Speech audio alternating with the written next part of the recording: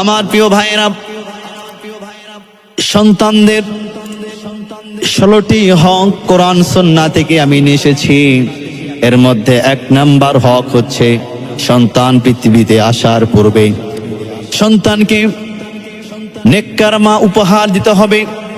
বাবা হিসাবে সন্তানের প্রতি যে হক আছে, অধিকার আছে, এই হকটি হচ্ছে সন্তানকে নেককার একটি মা দিতে হবে।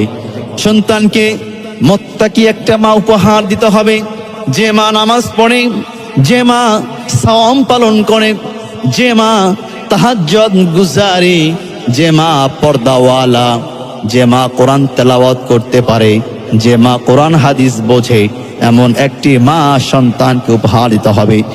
মা যদি নেককার হয়, মা যদি জ্ঞানী হয়, মা যদি পরহেজগার হয়, মা যদি দিনদার হয়, তাহলে সন্তানও মায়ের কাছ থেকে শিখতে পারবে। আমার ভাইয়েরা, একজন সন্তানের প্রথম শিক্ষক হচ্ছে তার মা, আর দ্বিতীয়তম শিক্ষক হচ্ছে তার বাবা।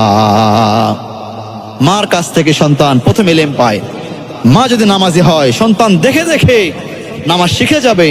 বাবা যদি নামাজি হয়, সন্তান দেখে দেখে, বাবার নামাজ দেখে দেখে সন্তান নামাজ শিখে যাবে। সুবহানাল্লাহ। আমার প্রিয় ভাইয়েরা, দেখবেন যে পরিবারের মা বাবা আলেম ওলামা, এই সন্তানগুলো খুব সহজেই কোরআন সুন্নাহর ইলম অর্জন করতে পারে।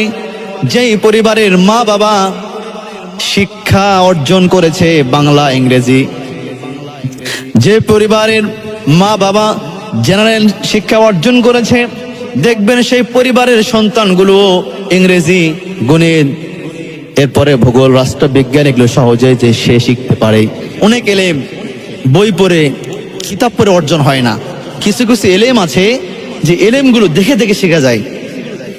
মার দেখে মেয়ে নামাজি হবে, বাবার দেখে সন্তান, ছেলে সন্তান নামাজি হবে। সুবহানাল্লাহ। এই জন্য আপনার সন্তানকে নেককার, পরহেজগার, খোদাভীরু একটা মা ও আপনি আপনার সন্তানকে উপহার দিবেন। এটি আপনার সন্তানের 1 নাম্বার অধিকার।